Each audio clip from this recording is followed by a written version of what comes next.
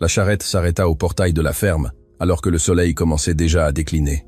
Isabelle descendit lentement, secouant la poussière de sa robe verte, et entendit quelque chose qui lui serra le cœur. Les pleurs de bébé qui venaient de l'intérieur de la maison, des pleurs désespérés de ceux qui réclament des soins à grands cris. Elle ne venait que pour demander de l'eau et poursuivre son chemin. Mais alors, elle vit l'homme.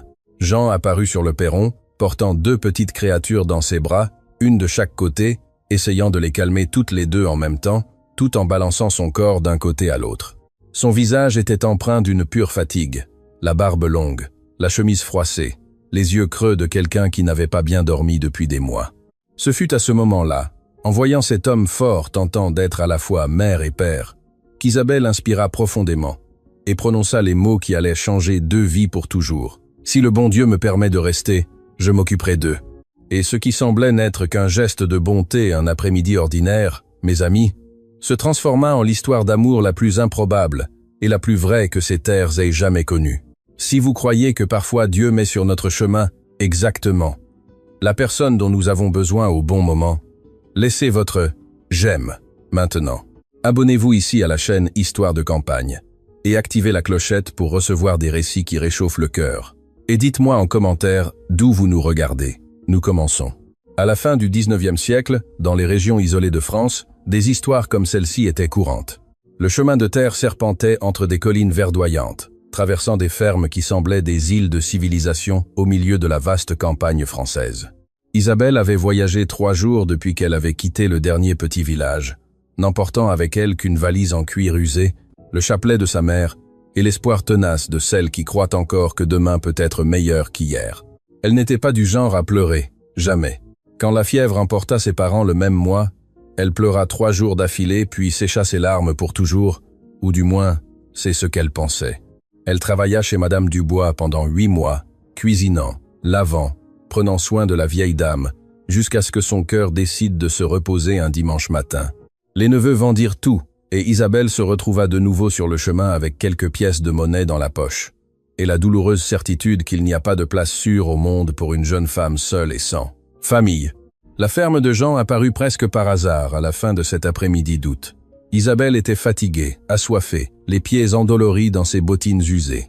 Elle vit le portail en bois, la maison en pierre peinte en blanc, l'enclos avec quelques vaches, les poules picorant dans la cour. Cela semblait être un endroit prospère, organisé, le genre de propriété où il pourrait avoir besoin d'aide. Elle descendit de la charrette du colporteur qui l'avait déposée là, le remercia d'un geste et marcha vers le portail, répétant mentalement les mots. « Bonjour, je cherche du travail. Je sais cuisiner, laver, coudre. Aresand, make corn. Aresand is a black sand. Aresand is a black sand. » Mais les mots moururent dans sa gorge lorsqu'elle entendit les pleurs. C'étaient 2 bébés qui pleuraient en même temps, un son aigu et désespéré qui résonnait dans la maison. Isabelle connaissait ces pleurs. Elle avait aidé sa mère lors de plusieurs accouchements. Elle avait bercé de nombreux nouveau-nés. C'était le pleur de la faim, de la couche mouillée, de l'abandon. Elle frappa au portail et attendit, le cœur battant, sans trop savoir pourquoi. Quelques minutes passèrent avant que la porte de la maison ne s'ouvre et que l'homme n'apparaisse. Jean était grand, avec de larges épaules, sculpté par le travail des champs. Il avait les cheveux foncés et en bataille, et une expression mêlant l'épuisement à quelque chose de la honte. Dans ses bras, enveloppés dans des linges de coton déjà jaunis par l'usage, se trouvèrent 2 petits bébés qui gigotaient et piaillaient, comme si le monde était sur le point de s'effondrer. « Bonjour », dit Isabelle d'une voix ferme malgré sa nervosité. « Excusez-moi de vous déranger, je voulais juste demander un peu d'eau, si vous le pouvez. » Jean descendit les marches du perron, chancelant un peu, clairement sans coordination, pour tenir 2 enfants en même temps. Il avait des cernes profonds, une barbe de plusieurs jours, la chemise tachée de lait régurgité. « De l'eau, il y en a », répondit-il d'une voix rauque de fatigue. « Mais je ne peux pas les lâcher maintenant. Si vous voulez, il y a la marmite dans la cuisine. Vous pouvez entrer et vous servir. » Isabelle hésita une seconde avant d'ouvrir le portail et d'entrer dans la cour. Elle s'approcha de lui et vit mieux les bébés.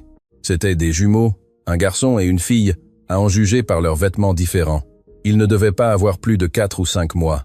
Les petits visages rouges à force de pleurer, les petites mains serrées en minuscules poings. « Ils ont faim ?» demanda Isabelle, ne pouvant retenir son instinct. Jean laissa échapper un long soupir fatigué. « Ils ont de tout, Faim, couche sale, caprice, que sais-je. Je ne m'y connais pas en enfant, mademoiselle, j'essaye. Mais sa voix se brisa et il détourna le regard, honteux d'admettre sa faiblesse devant une étrangère. Isabelle regarda autour d'elle. La maison tenait debout, mais le désordre était visible même de loin. Des vêtements suspendus n'importe comment sur l'étendage. Le jardin avait besoin d'être désherbé. Des poules montaient sur le perron. C'était le désordre d'un homme qui se maintenait à peine à flot. « Vous êtes seul ici » demanda-t-elle, connaissant déjà la réponse. « Je le suis » répondit Jean, essayant de bercer les bébés pour les calmer, mais le mouvement désordonné ne faisait qu'empirer la situation. « Ma femme, elle est partie peu après la naissance de ces deux-là. J'ai des journaliers qui viennent la journée pour aider avec le bétail, mais pour la maison, pour les enfants, je suis tout seul. » Isabelle sentit quelque chose bouger dans sa poitrine, un mélange de compassion et de reconnaissance. Elle savait ce que c'était que d'avoir besoin d'aide et de n'avoir personne. Elle savait ce que c'était que de se noyer seule en essayant de tout gérer. Et là, il y avait un homme qui se noyait clairement sous des responsabilités qu'il ne savait pas comment assumer. Sans trop réfléchir, elle tendit les bras. « Laissez-moi en prendre une !» Jean la regarda avec surprise, puis avec quelque chose de semblable à un soulagement désespéré. Il lui tendit la fillette et Isabelle la reçut fermement. Ajustant le petit corps contre sa poitrine, calant la tête sur son épaule, elle commença à la bercer lentement d'un mouvement rythmique qu'elle avait en mémoire depuis qu'elle aidait sa mère. Elle fredonna doucement une berceuse, une de celles que les mères de campagne chantent depuis des générations. La fillette, sentant le toucher ferme et le rythme approprié, commença à se calmer. D'abord les pleurs diminuèrent, puis se transformèrent en un gémissement entrecoupé, jusqu'à ce qu'il cesse finalement, et que la créature pose sa petite tête sur l'épaule d'Isabelle avec un soupir. Jean regarda cela comme s'il assistait à un miracle. En 4 mois, il n'avait jamais réussi à faire ça. Il n'avait jamais vu les bébés se calmer si vite. « Comment avez-vous fait » demanda-t-il impressionné. Isabelle sourit légèrement, sans cesser de la bercer. « Les enfants sentent quand on est nerveux. Vous êtes tendu, fatigué. Ils le sentent et s'aggravent. Il faut du calme et savoir comment les porter. » Elle regarda l'enfant dans ses bras qui continuait de hurler. « Celui-là a faim. Quand ont-ils mangé pour la dernière fois ?» Jean leva les yeux au ciel, essayant de se souvenir, ce qui était déjà un signe que trop de temps s'était écoulé. « Ce matin, je crois. J'ai essayé de leur donner du lait de vache dilué avec de l'eau, mais ils en recrachent la moitié. » Isabelle fronça les sourcils. « Le lait de vache entier est trop lourd pour des bébés si petits. Il doit être bien dilué, tiède et donné lentement, avec patience. » Elle se dirigea vers le perron, berçant toujours la fillette, qui dormait maintenant tranquillement contre son épaule. Jean la suivit, le garçon dans les bras pleurant un peu moins, comme s'il sentait que de l'aide était arrivée. La cuisine était exactement ce qu'Isabelle attendait. Le désordre organisé d'un homme vivant seul, des casseroles sales empilées, des restes de nourriture sur la table, le foyer à bois avec des cendres froides. Mais elle avait du potentiel. Elle avait une structure. Isabelle s'assit sur une chaise, gardant la fillette sur ses genoux, et regarda Jean avec cette expression que les femmes pratiques ont lorsqu'elles évaluent une situation et savent déjà exactement ce qu'il faut faire. « Vous avez du lait frais, de l'eau propre, un linge propre pour la couche ?» Jean hocha la tête aux 3 questions, toujours debout, berçant maladroitement l'enfant. « Alors, je vais leur préparer leur repas pendant que vous allumez le feu. Ensuite, je leur changerai les couches et je les laverai. Ils en ont besoin. » Jean resta immobile, regardant cette femme qui était apparue de nulle part et prenait les rênes de la situation avec un naturel qu'il n'avait pas vu depuis des mois. Il aurait dû dire non. Il aurait dû la remercier et la renvoyer. Après tout, il ne connaissait pas cette jeune femme. Il ne savait pas d'où elle venait. Il ne pouvait pas simplement accepter l'aide d'une étrangère. Mais la fatigue était si grande, le besoin était si immense. Et pour la première fois en 4 mois, il sentit que il n'avait pas à tout porter seul. « Je ne peux pas vous payer », dit-il soudain. L'honnêteté abrupte de celui qui ne sait pas mentir. « Je n'ai pas les moyens d'engager quelqu'un maintenant. L'argent est rare. » Isabelle le regarda, elle regarda les bébés, elle regarda la maison qui avait besoin de soins. Elle pensa au chemin qu'elle avait devant elle, au village où elle trouverait être du travail, aux incertitudes qui l'attendaient. Et puis elle regarda cet homme aux yeux fatigués, tenant un bébé qui avait enfin cessé de pleurer, et elle sut que c'était l'endroit où elle devait être. « Si vous me permettez de rester, je m'occuperai d'eux, » dit-elle d'une voix claire et ferme, sans demander, sans supplier, juste en offrant. « Vous n'avez pas besoin de me payer en argent. Donnez-moi un toit et de la nourriture et laissez-moi rester. Ces bébés ont besoin d'une mère. Vous avez besoin d'aide, et j'ai besoin d'un foyer. Nous nous aidons mutuellement. » Jean resta silencieux, traitant ces mots. C'était une proposition trop simple pour être vraie, ou trop généreuse pour être réelle. Il regarda la jeune femme, essayant de lire sur ses traits un signe de mauvaise intention. Mais tout ce qu'il vit était de la fatigue, de l'honnêteté et une détermination tranquille. « Vous ne connaissez même pas mon nom, » dit-il pour la tester. « Ni moi le vôtre, Isabelle, » répondit-elle. « Et le vôtre, Jean. » Ils restèrent ainsi, se regardant l'un l'autre, deux étrangers unis par le besoin et par les pleurs de bébé qui avaient enfin cessé. « D'accord, » dit finalement Jean, se surprenant lui-même. « Vous pouvez rester, mais ce n'est que le temps que je m'organise mieux, que je trouve quelqu'un de définitif. » Isabelle sourit légèrement, sachant que « définitif » était un mot que la vie respectait rarement. « D'accord, » acquiesça-t-elle. Et ainsi, sans contrat, sans témoin, sans grande promesse, commença l'histoire de Jean et Isabelle. Elle prépara le lait tiède et dilué, nourrit les deux bébés avec patience, leur changea les couches sales, leur donna un bain tiède à tous les deux, utilisant la grande bassine de la cuisine, fredonnant doucement tout en lavant chaque pli de leur peau délicate. Jean resta à observer, apprenant, voyant comme elle rendait facile ce qui pour lui était impossible. Quand les bébés furent propres, nourris et endormis tranquillement dans leurs berceaux improvisés, Isabelle regarda autour d'elle et soupira. « Demain, je rangerai bien cette cuisine, » dit-elle plus à elle-même. « Et j'ai besoin de laver tous ces vêtements et le jardin a besoin d'un désherbage. »« Et demain ?» l'interrompit Jean d'une voix plus douce. « Aujourd'hui, vous en avez déjà trop fait. Vous devez être fatigué du voyage. »« Namada, and Elisa, and Ellie, Wis, Masha, Men. » Isabelle le regarda et vit quelque chose de différent dans son regard. De la gratitude, sincère. « La chambre d'amis est là, au fond, » continua-t-il en désignant. « Ce n'est pas grand-chose, mais il y a un lit propre et une fenêtre.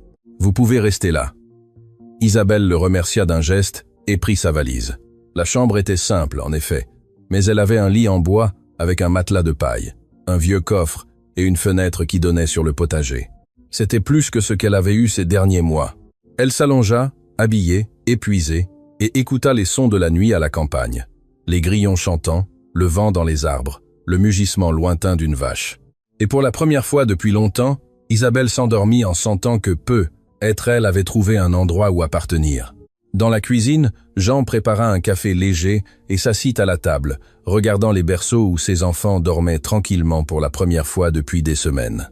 Il pensa à Léonie, à l'épouse qu'il avait perdue si tôt, et sentit la douleur familière lui serrer la poitrine. Mais avec la douleur, il y avait quelque chose de nouveau. Un petit soulagement, le sentiment que être il réussirait à survivre à cela, être il n'était pas aussi seul qu'il le pensait. Il ne le savait pas encore, mais cette jeune femme en robe verte à ses côtés, qui était apparue en demandant de l'eau, allait tout changer. Elle allait apprendre à ses enfants à sourire. Elle allait apporter de l'ordre au chaos, et plus important encore, elle allait apprendre à Jean lui-même que le cœur a une étrange capacité à guérir quand on s'y attend le moins. Mais cela, mes amis, était encore à venir. Pour l'instant, cette première nuit, il n'y avait que deux étrangers sous le même toit, unis par le besoin et par l'espoir silencieux que être, demain serait un peu plus léger qu'aujourd'hui. Le soleil ne s'était pas encore levé quand Isabelle se réveilla lors de sa première matinée à la ferme. Son corps se plaignait de la fatigue du voyage, mais ses oreilles entraînées captèrent le son qu'elle connaissait bien, le gémissement léger d'un bébé qui se réveille affamé. Elle se leva, arrangea sa robe froissée et marcha pieds nus jusqu'à la cuisine. Jean était déjà là, essayant d'allumer le foyer à bois d'une main tout en tenant l'enfant de l'autre. Le feu ne prenait pas, la fumée montait, le bébé gémissait, et l'homme avait cette expression de celui qui livre une bataille perdue d'avance. Isabelle ne dit rien. Elle prit simplement le bébé de ses bras avec délicatesse, lui fit un geste pour qu'il s'occupe du feu et commença à bercer le petit Vincent tout en marchant dans la cuisine. C'est ainsi qu'elle avait appris de sa mère. Moins de mots, plus d'action. Jean réussit à allumer le feu à la troisième tentative et regarda derrière lui. Isabelle fredonnait doucement, l'enfant presque endormi de nouveau contre son épaule, et elle déplaçait des casseroles de sa main libre, comme si c'était la chose la plus naturelle du monde. Il sentit quelque chose d'étrange dans sa poitrine, un mélange de gratitude et de culpabilité. Gratitude pour l'aide, culpabilité d'en avoir besoin. « Bonjour !» dit-il d'une voix encore rauque de sommeil. « Bonjour !» répondit Isabelle sans cesser de le bercer. « Il y a quelque chose à déjeuner ou vous avez l'habitude de prendre seulement du café ?» Jean se gratta un peu gêné sa barbe de plusieurs jours. Généralement seulement du café et un morceau de pain d'hier quand il y en a. Isabelle fit une grimace de désapprobation. Un homme qui travaille au champ a besoin de bien manger. Vous avez de la farine de maïs, des œufs, de la cassonade? Il acquiesça et elle soupira de soulagement. Alors, aujourd'hui, il y aura du pain de maïs chaud et des œufs brouillés. Vous allez travailler au champ? J'ai besoin de voir le bétail. Réparer la clôture du pâturage nord qui s'est cassée avec la pluie de la semaine dernière. Alors, allez-y, je m'occupe d'ici. La facilité avec laquelle elle avait pris les commandes aurait dû le déranger, mais ce ne fut pas le cas.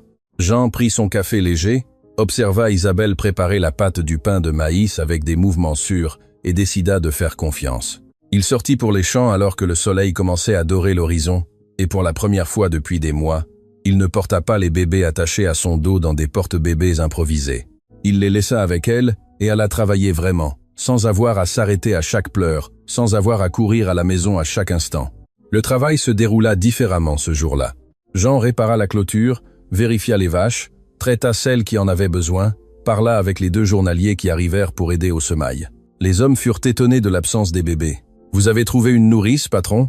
demanda Monsieur Lefebvre, le plus âgé. « J'ai trouvé de l'aide », répondit Jean sans donner de détails.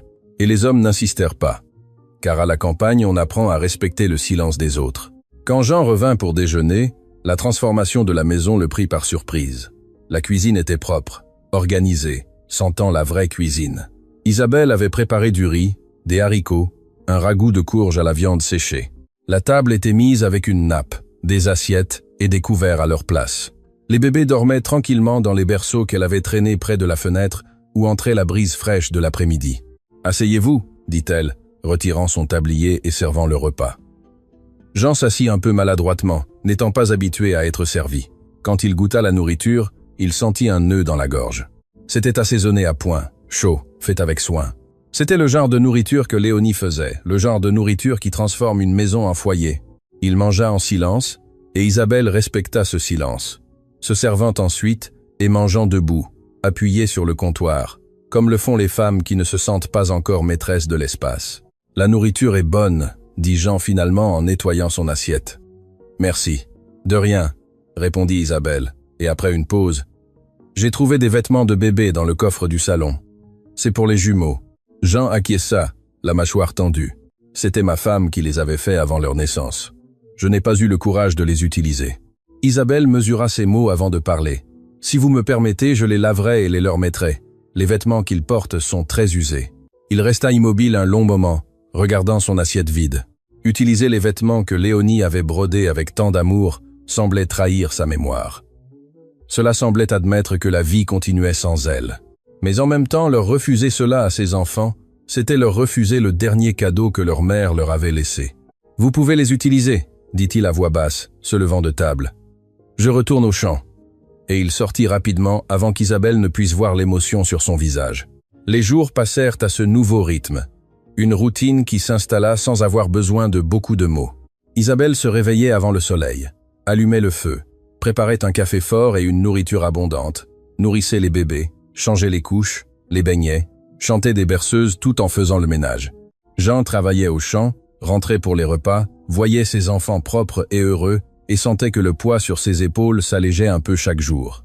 Il ne parlait pas beaucoup, n'étant jamais un homme de mots faciles, mais il observait. Il observait comment Isabelle parlait aux bébés en leur changeant les couches, leur expliquant chaque geste comme s'il comprenait.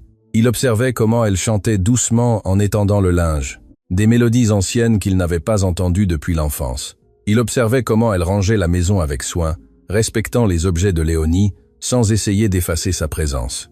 Le 10e jour, il se passa quelque chose que Jean n'attendait pas.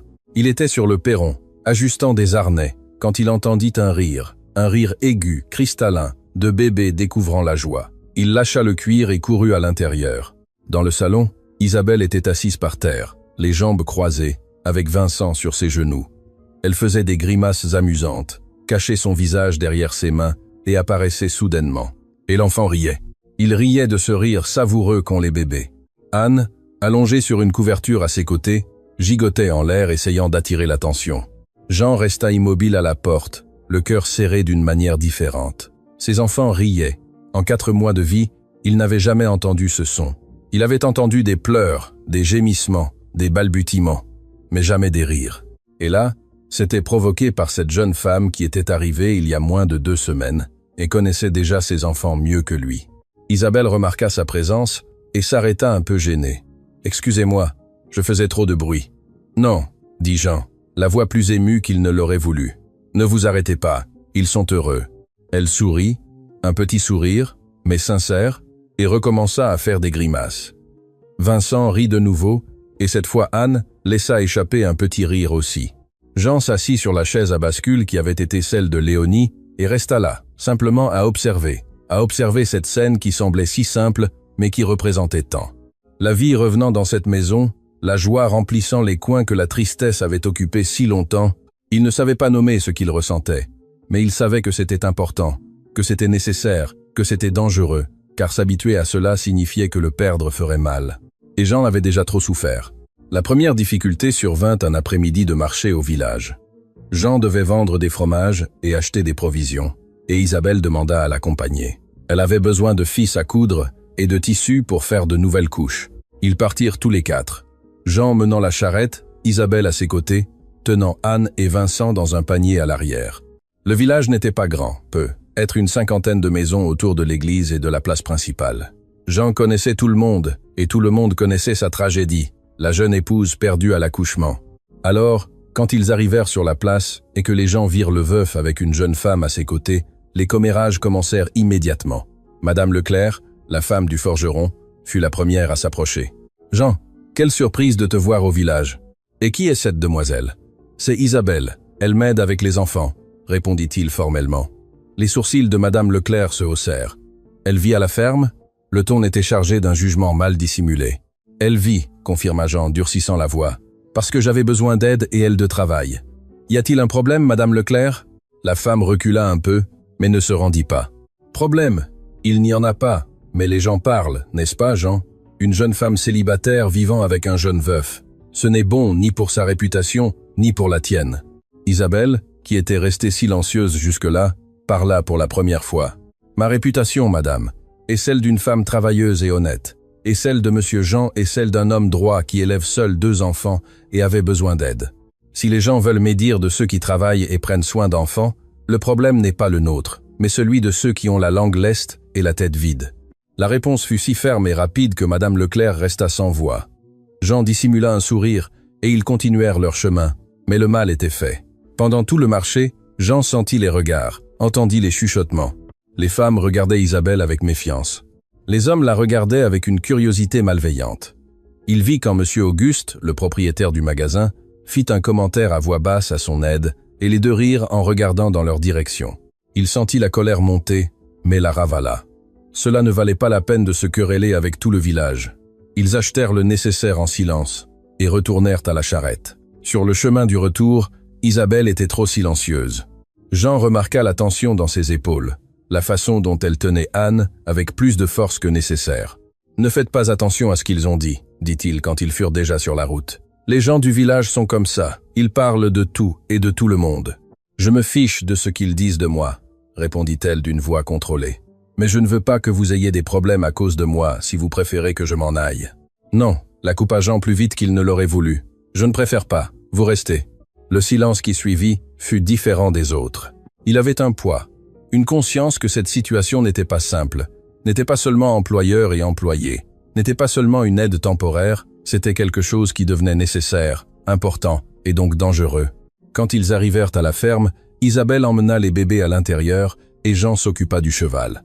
Il s'attarda plus que nécessaire dans l'enclos, brossant l'animal avec des mouvements lents, essayant de remettre ses pensées en ordre.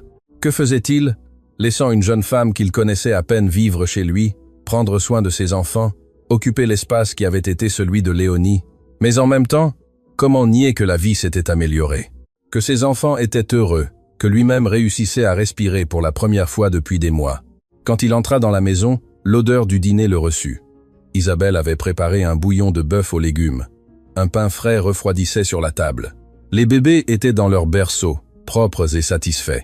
Elle était à l'évier, lavant la vaisselle de la préparation, les cheveux attachés en chignon lâche, quelques mèches s'échappant et encadrant son visage.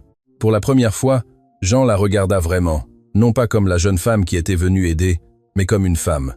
Il vit qu'elle avait de beaux yeux, sombres et expressifs. Il vit que son sourire, quand il apparaissait, illuminait tout son visage.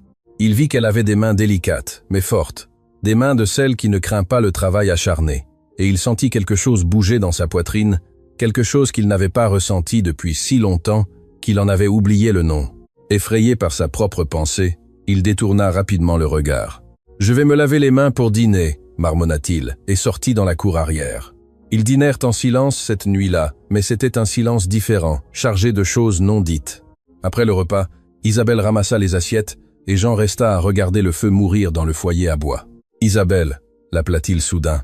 Elle s'arrêta et se tourna. « Oui, merci pour tout, pour les bébés, pour la maison, pour être restée. » Elle le regarda longuement, et Jean vit qu'elle aussi avait pensé partir. Elle avait envisagé de poursuivre son chemin pour éviter les problèmes. « Je reste parce que je veux rester », dit-elle finalement. « Parce qu'ici je me sens utile, je me sens chez moi. Ça faisait longtemps que je ne m'étais pas senti ainsi. » L'honnêteté de ses propos le désarma complètement. Il se contenta d'acquiescer, incapable d'en dire plus, et se retira dans sa chambre. Les jours continuèrent de passer, et avec eux arriva une intimité silencieuse qu'aucun des deux n'avait planifiée. Jean commença à rentrer plus tôt des champs, non pas parce que le travail avait diminué, mais parce qu'il voulait voir ses enfants éveillés. Il voulait les entendre rire, il voulait être présent. Et Isabelle commença à poser des questions sur la ferme, sur le bétail, sur les semailles, s'intéressant vraiment à son travail. Ils commencèrent à converser pendant les repas. D'abord sur des choses pratiques. « J'ai besoin d'acheter plus de tissus. La vache tachetée est pleine. » Ensuite, sur des choses plus importantes. Il lui raconta comment il avait hérité de la ferme de son père, les années de travail acharné pour faire produire la terre. Elle lui raconta son enfance au village avec ses parents, comment elle avait appris à coudre avec sa grand-mère, les rêves qu'elle avait eus et que la vie lui avait arrachés. Et un soir, presque un mois après l'arrivée d'Isabelle, survint le moment qui allait tout changer. Anne avait de la fièvre, une fièvre qui avait commencé l'après-midi et s'était aggravée la nuit. Isabelle lui avait mis des compresses, lui avait donné du thé, mais le bébé pleurait inconsolablement, le petit corps trop chaud. Jean était désespéré, arpentant le salon de long en large, l'impuissance le rongeant. « Il faut que j'aille chercher le médecin au village, » dit-il, prenant déjà son chapeau. « C'est 2 heures de route, Jean, et la nuit est sombre. Ce peut être dangereux. Je sais que ma fille a de la fièvre, je sais, mais la chaleur n'est pas encore si forte. Et si nous lui mettons plus de linge froid, nous allons essayer de la faire baisser. Si elle ne va pas mieux le matin, alors tu iras. » Il la regarda. Il vit le calme dans ses yeux, la certitude de celle qui savait ce qu'elle faisait, et il lui fit confiance. Ils passèrent la nuit éveillés tous les deux, se relayant pour les compresses, berçant le bébé, mesurant la température avec la main sur le front. Jean observait Isabelle travailler avec un dévouement qui allait au-delà du devoir, qui était pur amour. Elle chantait à Anne, lui murmurait des mots de réconfort, lui embrassait le petit front chaud avec la tendresse d'une mère. Et quand finalement, près de l'aube, la fièvre commença à baisser et Anne s'endormit tranquillement, Isabelle posa sa tête contre le dossier de la chaise et laissa échapper un soupir de soulagement si profond qu'il la fit trembler. Jean s'approcha, s'agenouilla près de la chaise. « Merci », dit-il d'une voix rauque d'émotion et de fatigue. « Tu as sauvé ma fille. » Isabelle ouvrit les yeux, le regarda de si près et sentit son cœur s'accélérer. « Nos filles », corrigea-t-elle à voix basse. Et puis elle réalisa ce qu'elle avait dit et ouvrit de grands yeux. « Excuse-moi, je ne voulais pas. »« Non », l'interrompit Jean, lui prenant la main sans réfléchir. « Tu as raison, nos filles, tu les soignes comme si elles étaient les tiennes. » Et là, dans ce contact des mains, dans ce regard échangé au milieu de la nuit, quelque chose changea pour toujours entre eux. Le lendemain matin de cette nuit de veille se leva différemment. Le soleil pénétra par les fentes de la fenêtre avec cette lumière dorée de la campagne, la même lumière que toujours. Mais tout semblait avoir changé à l'intérieur de cette maison. Jean se réveilla sur la chaise du salon, où il s'était endormi d'épuisement, le cou douloureux à cause de la mauvaise posture.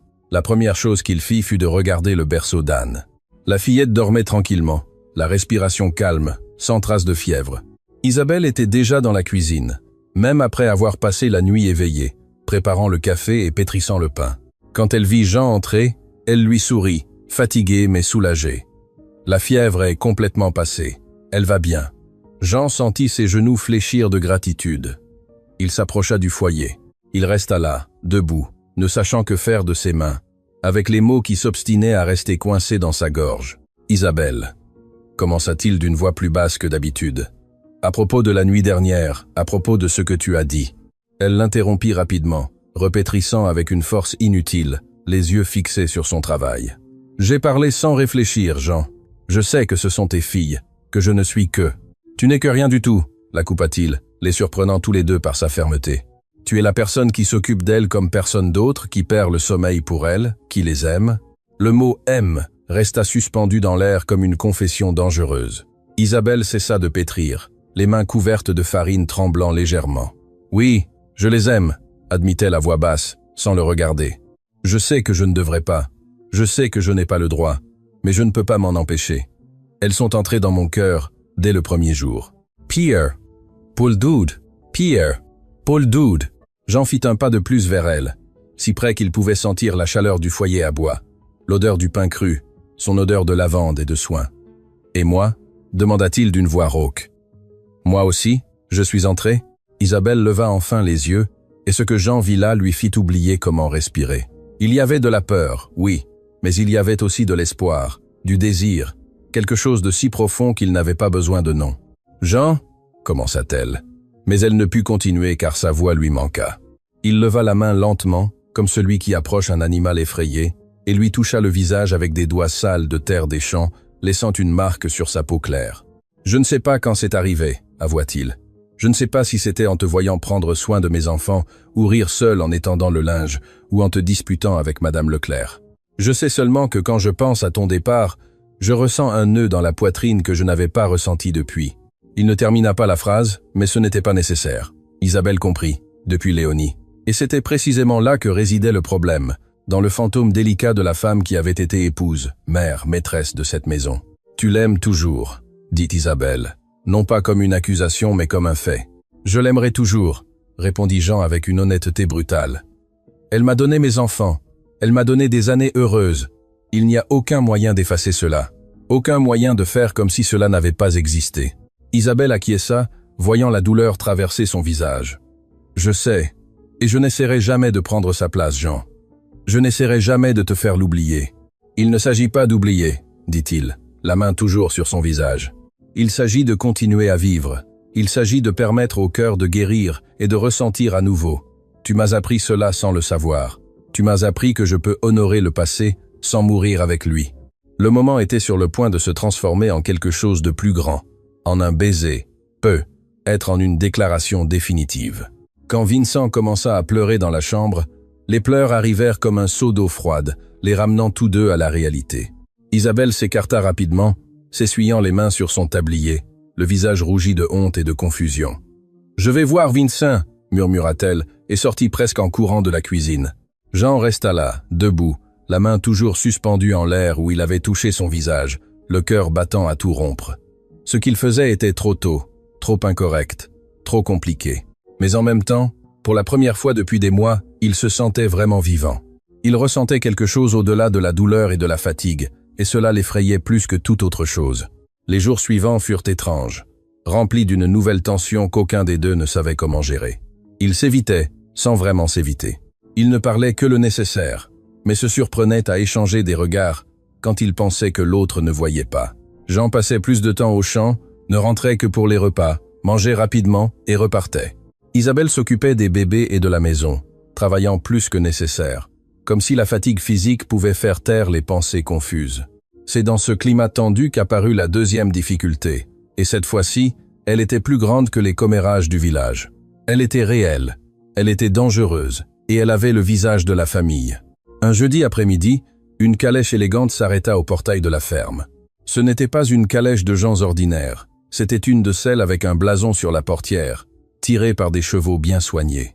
Jean était dans l'enclos et vit l'arrivée avec surprise et appréhension.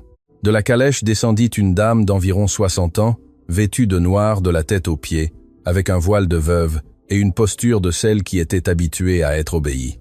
C'était Madame de Valois, la mère de Léonie. Jean sentit son estomac se nouer. Il n'avait pas vu sa belle-mère depuis l'enterrement de son épouse. Il avait évité les visites, évité les conversations. Elle vivait à la capitale. Elle était partie peu après les funérailles, disant qu'elle ne supportait pas de voir les petits-enfants qui avaient coûté la vie à sa fille. Il marcha vers le portail, retirant son chapeau en signe de respect.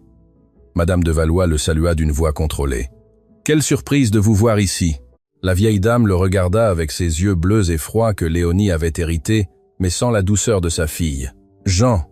répondit-elle d'un hochement de tête minimal. « Je suis venue voir mes petits-enfants.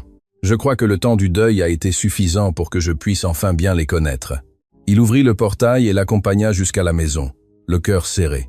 Il savait que cette visite n'était pas seulement pour les petits-enfants, c'était pour juger, pour évaluer s'il élevait les enfants de manière appropriée.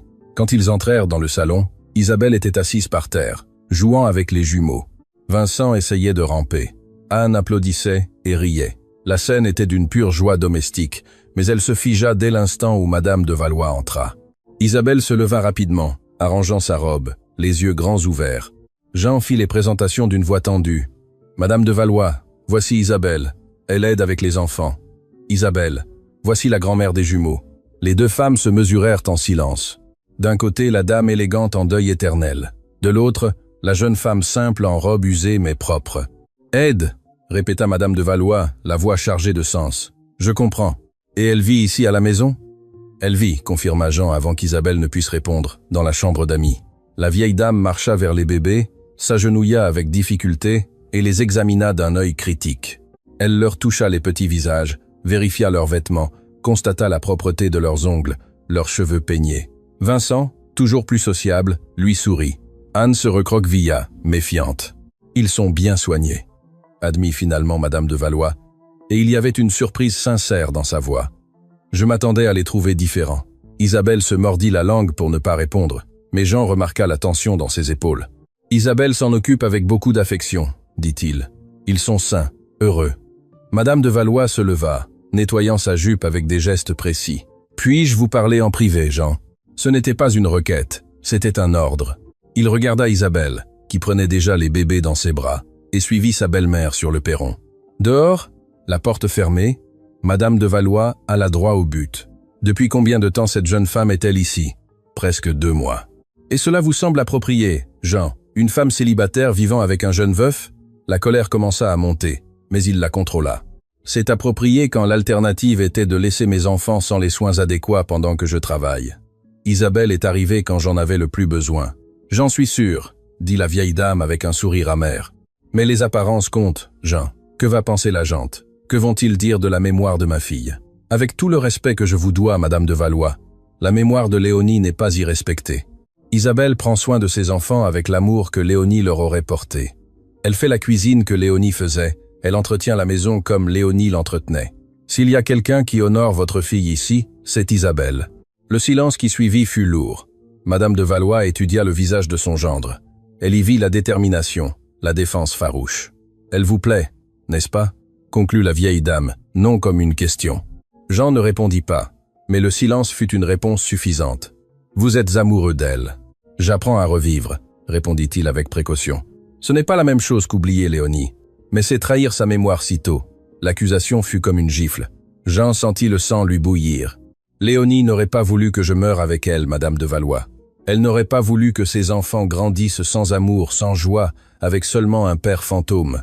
Isabelle a ramené la vie dans cette maison, et je ne m'en excuserai pas. » La vieille dame resta silencieuse un long moment, regardant l'horizon où le soleil commençait à décliner. « Je suis venue ici décidée à emmener mes petits-enfants avec moi à la capitale, » avoua-t-elle finalement. « Je suis venue en pensant que je trouverais le chaos, la négligence, des raisons suffisantes pour vous enlever les enfants. » Jean sentit le sol disparaître sous ses pieds. « Mais, » continua Madame de Valois en se tournant pour lui faire face, « j'ai trouvé des enfants heureux, sains, aimés.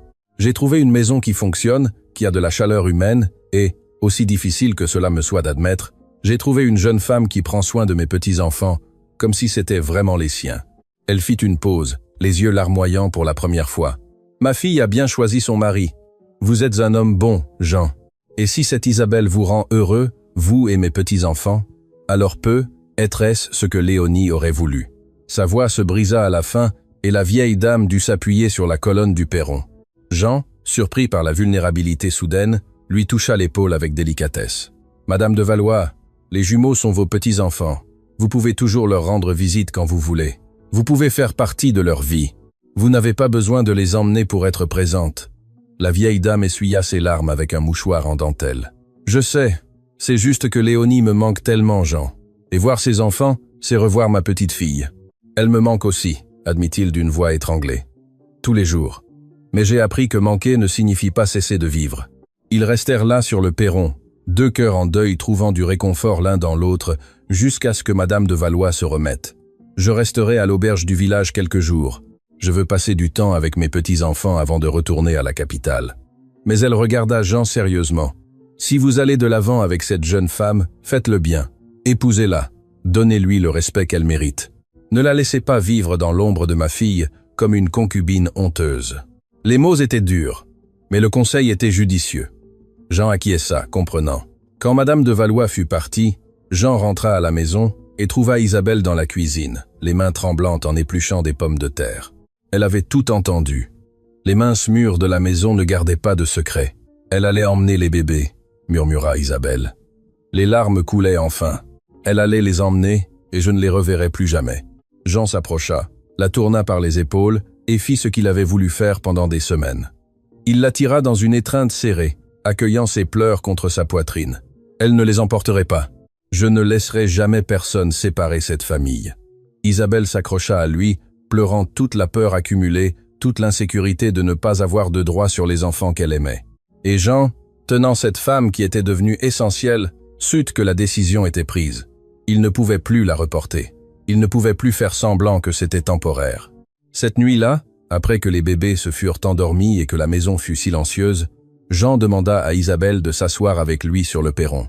Il avait répété les mots 1000 fois dans sa tête, mais quand il ouvrit la bouche, tout sortit simple et direct, comme lui. « Isabelle, tu es arrivée ici il y a 2 mois, ne demandant qu'un toit et de la nourriture, mais tu as donné bien plus que tu n'as reçu. Tu as donné de l'amour à mes enfants, tu as donné de l'ordre à ma maison, tu m'as donné une raison de me réveiller chaque jour. Et à un moment donné, entre les couches sales et les soupes chaudes, tu m'as rendu quelque chose que je croyais avoir perdu pour toujours. L'envie de vivre vraiment. Thanks for watching, and this chases honors on their body Ewan. And this is a life then. And this were Ewan to a fenner over. Isabelle le regardait les yeux grands ouverts, le cœur battant la chamade. Je ne suis pas un homme de beaux discours. Je ne peux pas promettre que je t'aimerai de la même manière que j'ai aimé Léonie, car chaque amour est différent. Mais je peux te promettre le respect, la sollicitude, le compagnonnage. Je peux promettre de t'honorer en tant qu'épouse, de te défendre, de construire une vie à tes côtés. Il lui prit la main, entrelaçant ses doigts calleux par le travail. Épouse-moi, Isabelle. Non par nécessité, non par commodité. Épouse-moi parce que je veux que tu restes pour toujours, parce que mes enfants ont besoin de toi, parce que j'ai besoin de toi. Les larmes coulaient librement sur son visage. Oh Jean, je ne m'attendais jamais à ça. Je n'aurais jamais cru qu'un homme comme vous s'intéresserait à une jeune femme comme moi. Une jeune femme comme toi, répéta-t-il avec un petit sourire.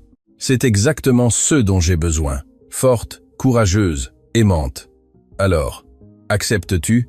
Et Isabelle regarda la maison, où 2 enfants dormaient tranquillement, où elle avait trouvé un but après avoir tout perdu. Elle regarda l'homme devant elle, qui avait appris à sourire à nouveau grâce à elle, et elle sut qu'il n'y avait pas d'autre réponse possible. « J'accepte », dit-elle d'une voix ferme malgré les larmes. « J'accepte de t'épouser. J'accepte d'être la mère de tes enfants. J'accepte de construire cette vie ensemble. » Et quand Jean l'embrassa là sur le perron sous les étoiles de la campagne, ce fut un baiser de promesse, d'un nouveau départ, d'un amour qui naît des cendres et se renforce précisément pour cela. Le mariage fut fixé pour 3 semaines plus tard. Assez de temps pour préparer le nécessaire, sans être trop long pour alimenter les commérages. Jean voulait faire les choses correctement, comme Madame de Valois l'avait conseillé, comme Isabelle le méritait.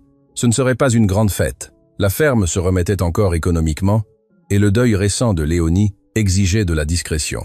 Mais ce serait un vrai mariage avec un prêtre, des témoins et la bénédiction de l'Église. Isabelle passa ces semaines dans un mélange de joie et de nervosité qui la faisait se réveiller au milieu de la nuit, le cœur battant. Elle allait se marier, elle allait avoir un nom de famille, elle allait être légalement la mère des 2 enfants qu'elle aimait déjà comme si eux-mêmes étaient sortis de son propre ventre. Mais avec le bonheur venait la peur. Et si elle n'était pas une assez bonne épouse? Et si Jean le regrettait? Et si l'ombre de Léonie était trop grande pour qu'elle puisse occuper le moindre espace? Madame de Valois, étonnamment, devint une alliée durant ces semaines. La vieille dame venait à la ferme tous les jours, passait des heures avec ses petits-enfants et conversait longuement avec Isabelle. Un de ces jours, elle apporta une boîte en bois verni, et appela sa future belle-fille pour s'asseoir sur le perron. « Isabelle, je vous ai apporté quelque chose », dit-elle en ouvrant la boîte avec soin. À l'intérieur se trouvait une robe de mariée, non pas blanche comme celle de la mode actuelle, mais d'un bleu clair, délicat, avec de fines broderies sur les manches et le décolleté. C'est la robe que j'ai portée quand j'ai épousé le père de Léonie.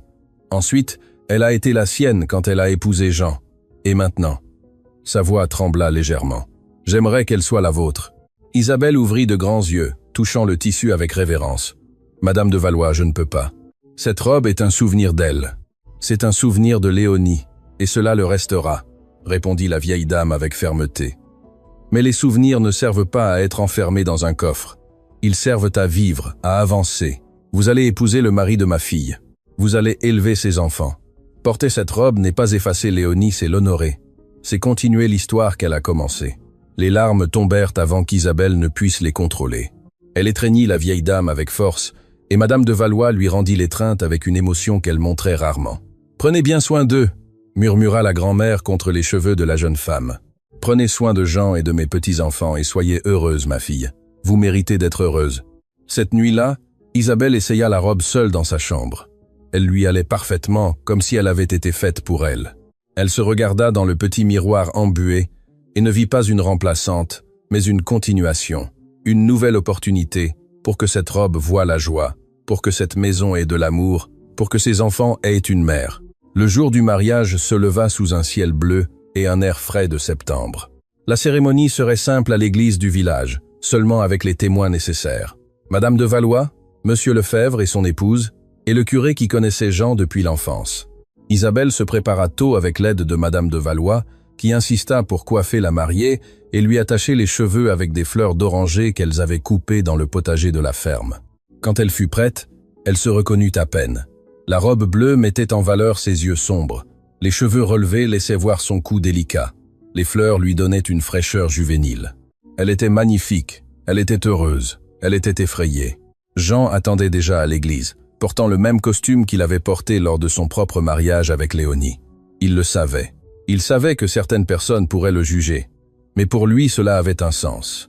Il n'effaçait pas le passé, il construisait dessus. Quand Isabelle entra dans l'église, tenant un simple bouquet de fleurs des champs, Jean sentit qu'il lui manquait l'air. Elle était belle d'une manière différente de Léonie, mais tout aussi émouvante. Elle marcha vers l'autel d'un pas ferme, sans père pour la présenter, car elle n'avait plus de famille, mais la tête haute, car elle n'avait besoin de personne pour valider son choix. La cérémonie fut brève. Le prêtre parla de seconde chance, de la capacité du cœur humain à aimer à nouveau sans diminuer l'amour précédent, de la façon dont Dieu met les bonnes personnes sur notre chemin quand nous en avons le plus besoin. Jean et Isabelle répétèrent les vœux d'une voix ferme malgré l'émotion. Quand le prêtre les déclara mari et femme et que Jean embrassa la mariée, certains des présents essuyèrent discrètement leurs larmes. Ce n'était pas un mariage de passion juvénile, c'était un mariage de maturité, de choix conscient, d'un amour qui naît du respect et de la vie commune. Et d'une certaine manière, c'était encore plus beau précisément pour cela. La petite fête eut lieu à la ferme même avec une table remplie de plats simples mais abondants, préparés par les voisines qui avaient finalement accepté Isabelle. Il y avait du riz de fête, du coq au vin, des pâtisseries de divers types, de la liqueur de fruits. Les jumeaux, âgés de 6 mois, étaient sur les genoux de Madame de Valois, vêtus de nouveaux vêtements que la grand-mère avait apportés de la capitale. Quand le soleil commença à se coucher et que les quelques invités partirent, Jean et Isabelle restèrent seuls sur le perron, observant les derniers rayons de lumière dorée peindre les collines. Isabelle avait retiré les fleurs de ses cheveux et était pieds nus, fatiguée, mais radieuse. « Alors maintenant je suis Madame Isabelle, épouse de Jean », dit-elle avec un sourire timide. Ça sonne encore étrange. « Is no so figlia a forty fund. » « Tu t'y habitueras, répondit-il en passant un bras autour de ses épaules et en l'attirant vers lui. « Et moi, je m'habituerai à avoir une vraie compagnie, quelqu'un avec qui partager les décisions, les problèmes, les joies. » Ils restèrent dans un silence confortable pendant quelques minutes, profitant simplement de la présence de l'autre. Alors Isabelle demanda à voix basse. « Crois-tu que Léonie approuverait notre mariage, que je prenne soin de ses enfants ?» Jean réfléchit attentivement avant de répondre. « Je crois qu'elle te remercierait. Léonie était trop bonne pour vouloir que je reste seul, à souffrir. Elle aurait voulu que ses enfants aient de l'amour, que je sois de nouveau heureux, et tu nous donnes ces deux choses. La première nuit en tant que mari et femme fut étrange et douce à la fois. Jean avait préparé la chambre avec soin, avait changé les draps, avait mis des fleurs fraîches sur la commode. Isabelle entra nerveuse. Elle n'avait jamais été avec un homme, mais Jean fut gentil, patient, respectueux. Ils se découvrirent lentement, sans hâte, construisant l'intimité avec précaution. Et quand ils s'endormirent finalement enlacés, tous deux sentirent que c'était bien, qu'ils étaient des pièces qui s'emboîtaient non pas parfaitement, mais suffisamment bien pour construire quelque chose de solide. Les mois qui suivirent le mariage furent faits d'adaptation et d'apprentissage. Isabelle dut apprendre à être non seulement la gardienne, mais la vraie maîtresse de maison, celle qui prenait des décisions que l'on consultait. Jean dut surtout apprendre à partager, à écouter les opinions, à accepter qu'il n'était plus seul à tout porter. Ils eurent des désaccords, bien sûr, sur la façon d'élever les enfants, sur les dépenses, sur les visites de Madame de Valois, qui parfois s'éternisaient, mais ils apprirent à discuter, à céder quand c'était nécessaire, à se disputer sans se blesser. Et à chaque obstacle surmonté ensemble, le lien entre eux devenait plus fort. Vincent fit ses premiers pas à 10 mois, lâchant la main d'Isabelle et chancelant 3 pas jusqu'à Jean, qui l'attrapa en l'air avec un cri de joie. Anne dit son premier mot à 11 mois, et le mot fut « maman », en regardant directement Isabelle. Jean vit les larmes couler sur le visage de son épouse et comprit ce que cela signifiait. Validation, appartenance, amour reconnu. Les saisons passèrent.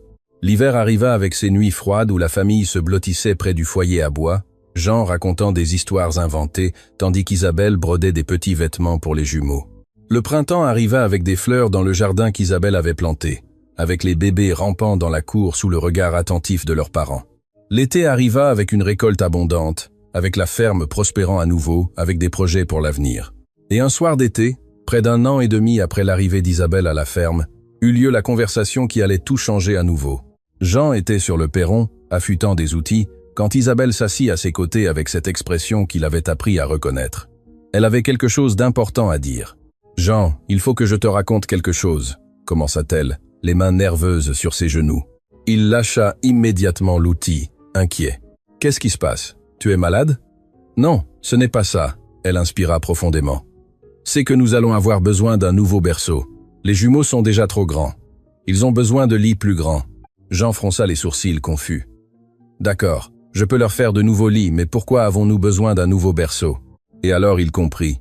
Il regarda son ventre, encore plat, puis son visage qui souriait avec anxiété. « Tout est-ce? »« Je le suis », confirma-t-elle, la voix tremblante d'émotion et de peur. « D'environ 2 mois, je crois. Je suis allé voir la sage-femme du village aujourd'hui, et elle me l'a confirmé. » Le monde s'arrêta un instant. Jean allait être père à nouveau, mais cette fois c'était différent. Ce bébé serait le sien et celui d'Isabelle. Ce serait le fruit de leur amour à tous deux. Ce serait la preuve définitive que la vie continuait. Il prit son visage entre ses mains et l'embrassa sur le front, sur le nez, sur les lèvres, riant et pleurant en même temps. « Un enfant à nous » murmura-t-il émerveillé. « À nous? Tu es vraiment heureux » demanda Isabelle incertaine. « Je sais que nous ne l'avions pas prévu, que c'est arrivé vite, que c'est peu, être compliqué avec les jumeaux encore petits. Je suis plus qu'heureux, l'interrompit-il. Je suis comblé. Tu m'as tout donné, Isabelle. Tu m'as rendu mes enfants. Tu as rendu la joie à cette maison, et maintenant tu vas me donner un autre enfant. Comment ne pourrais-je pas être heureux? » Ils rirent et pleurèrent ensemble, enlacés sur le perron, tandis que le soleil se couchait une fois de plus sur la ferme qui avait connu tant de douleurs et débordait maintenant d'espoir. La bébé naquit un matin de printemps, quand les fleurs d'oranger emplissaient l'air de leur doux parfum. Ce fut un accouchement tranquille, rapide, sans complications. C'était une petite fille parfaite, avec une mèche de cheveux foncés, identique à ceux d'Isabelle, et des yeux qui promettaient d'être clairs comme ceux de Jean. Ils la nommèrent Aurore, car elle était la nouvelle aube de cette famille, la lumière après l'obscurité. Madame de Valois, venue pour aider à l'accouchement, tint sa petite fille avec des larmes aux yeux. « Elle a le nez de Léonie », commenta la vieille dame. Et il n'y avait pas de tristesse dans sa voix, seulement de la tendresse. La famille continue. Et elle avait raison. Les années passèrent, et cette famille rapiécée de morceaux de douleur et d'amour grandit forte. Vincent et Anne grandirent en sachant qu'Isabelle n'était pas la mère qui les avait engendrés, mais la mère qui les avait élevés, et ils l'aimaient avec toute l'intensité avec laquelle les enfants savent aimer. Aurore grandit en écoutant des histoires sur tante Léonie, qui était au ciel, apprenant que l'amour n'est pas quelque chose de limité, qu'une personne peut aimer de nombreux autres de différentes manières et toutes. La ferme prospéra. Jean, avec Isabelle à ses côtés, le conseillant et le soutenant, prit de meilleures décisions. Il prit des risques quand c'était nécessaire. Il fut conservateur quand il le fallait. Ils achetèrent plus de terre. Ils augmentèrent le troupeau, plantèrent des potagers. La maison fut rénovée, gagnant plus de chambres, un perron plus grand, de larges fenêtres qui laissaient entrer le soleil. Mais le plus important n'était pas la prospérité matérielle. C'était le rire qui résonnait quotidiennement dans cette maison. C'étaient les repas en famille, à la grande table de la cuisine. C'étaient les nuits où tous se réunissaient dans le salon pour écouter Jean raconter des histoires ou Isabelle chanter. C'était la certitude qu'il y avait de l'amour, de la sécurité, un foyer. Madame de Valois leur rendit régulièrement visite, et dans ses dernières années de vie, elle vécut dans une petite maison que Jean construisit pour elle au fond de la propriété. La vieille dame, arrivée rigide et jugeante, s'adoucit avec le temps. Elle se permit d'être simplement grand-mère. Elle se permit d'aimer Isabelle comme une fille et Aurore comme une vraie petite fille. Quand elle mourut, à 72 ans, ce fut en paix, entourée de la famille qu'elle avait appris à accepter et à aimer. De nombreuses années plus tard, quand les cheveux de Jean étaient déjà complètement blancs et qu'Isabelle avait des rides d'expression marquant son visage, ils s'assirent sur le même perron où tout avait commencé. Vincent était marié et travaillait à la ferme avec son père. Anne était devenue institutrice au village. Elle vivait à proximité avec son mari et 2 enfants. Aurore, la plus jeune, était partie étudier à la capitale, mais revenait toujours, apportant des histoires et des nouveautés. « Tu le regrettes ?» demanda Isabelle soudain, la tête appuyée sur l'épaule de son mari. « De m'avoir laissé rester ce jour-là ?» Jean rit doucement, lui prenant la main et entrelaçant ses doigts pleins de cale d'une vie de travail. « Je regrette de ne pas t'avoir demandé de rester plus tôt, de ne pas m'être rendu compte plus vite que tu étais exactement ce dont j'avais besoin. Malgré toutes les difficultés, tous les jugements auxquels nous avons fait face, précisément à cause d'eux, répondit-il. Parce qu'ils nous ont rendus plus forts, parce qu'ils nous ont appris que le véritable amour n'est pas celui qui vient facilement, c'est celui qui se construit brique par brique, jour après jour. » Isabelle sourit. Ce sourire tranquille de celle qui sait qu'elle a pris les bonnes décisions. Elle regarda la ferme qui était devenue la sienne, la maison qu'elle avait remplie de vie, le jardin qu'elle avait planté et vu fleurir. Elle se souvint de la jeune femme effrayée qui était arrivée là, ne demandant qu'un peu d'eau et un morceau de pain, sans imaginer qu'elle trouverait un foyer, une famille, un amour qui durerait toute une vie. « Si le bon Dieu me permet de rester, je m'occuperai d'eux », murmura-t-elle, répétant les mots qu'elle avait prononcés tant d'années auparavant. Jean lui serra la main. « Et tu t'en es occupé. Tu t'es occupé de moi, de mes enfants, de notre maison, de notre amour. Tu t'es occupé de tout avec un dévouement que je ne pourrai jamais entièrement rendre. Tu n'as pas besoin de rendre, dit-elle. Tu m'as donné un foyer quand j'étais perdu. Tu m'as donné un but quand je n'en avais aucun. Tu m'as donné de l'amour quand je pensais que je n'en aurais jamais. Nous nous sommes sauvés l'un l'autre, Jean. Ce fut un marché équitable depuis le début, et c'était vrai. Ils s'étaient sauvés mutuellement, 2 personnes brisées qui s'étaient rencontrées au bon moment et avaient construit quelque chose d'entier ensemble. Ce ne fut pas parfait. Ça ne l'est jamais. Il y eut des jours difficiles. Il y eut des disputes. Il y eut des larmes. Mais il y eut beaucoup plus de joie, beaucoup plus d'amour, beaucoup plus de vie vécue vraiment. Tandis que le soleil se couchait une fois de plus sur le domaine des eaux claires, peignant le ciel d'orange et de rose, Jean et Isabelle restèrent là, les mains entrelacées, le cœur en paix. Leur histoire ne fut pas celle d'une passion dévorante au premier regard.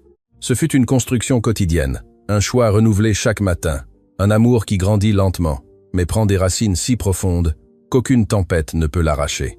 Ce fut une histoire de nouveau départ, de seconde chance, de foi qu'après la douleur la plus sombre, une nouvelle aurore peut toujours arriver. Et si vous écoutez cette histoire maintenant, mes amis, c'est que vous avez besoin d'y croire. Vous avez aussi besoin de croire que peu importe à quel point vous êtes tombé, il est toujours possible de se relever, que peu importe ce que vous avez perdu, vous pouvez encore trouver que le véritable amour existe. Oui, mais ce n'est pas celui des contes de fées. C'est celui qui se construit au quotidien, dans les gestes simples, dans le soin constant. Et ainsi, mes amis, lorsque nous ouvrons notre cœur pour recommencer, lorsque nous avons le courage de tendre la main et de demander de l'aide ou d'offrir de l'aide à celui qui en a besoin, la vie nous surprend avec des cadeaux que nous n'imaginions même pas possibles. Jean n'avait besoin que de quelqu'un pour s'occuper de ses enfants. Isabelle n'avait besoin que d'un toit, mais ce qu'ils trouvèrent fut bien plus. Ils trouvèrent une famille, ils trouvèrent l'amour, ils trouvèrent un foyer. Si cette histoire a touché votre cœur comme elle a touché le mien en la racontant, laissez votre « j'aime » maintenant Abonnez-vous ici à la chaîne Histoire de campagne et partagez en commentaire. Quel a été le moment qui vous a le plus ému? Était-ce quand Isabelle a prononcé la phrase du titre? Était-ce le mariage? Était-ce la naissance d'Aurore? Dites-le moi. Je veux savoir ce qui est resté dans votre cœur. Et rappelez-vous toujours, le véritable amour n'a pas besoin de beaux mots, ni de grands gestes. Il se montre dans les soins simples du quotidien, dans le regard attentif, dans la main tendue, dans l'épaule offerte. À la prochaine histoire, et que Dieu bénisse votre vie, tout comme il a béni celle de Jean et Isabelle. Que Dieu vous garde.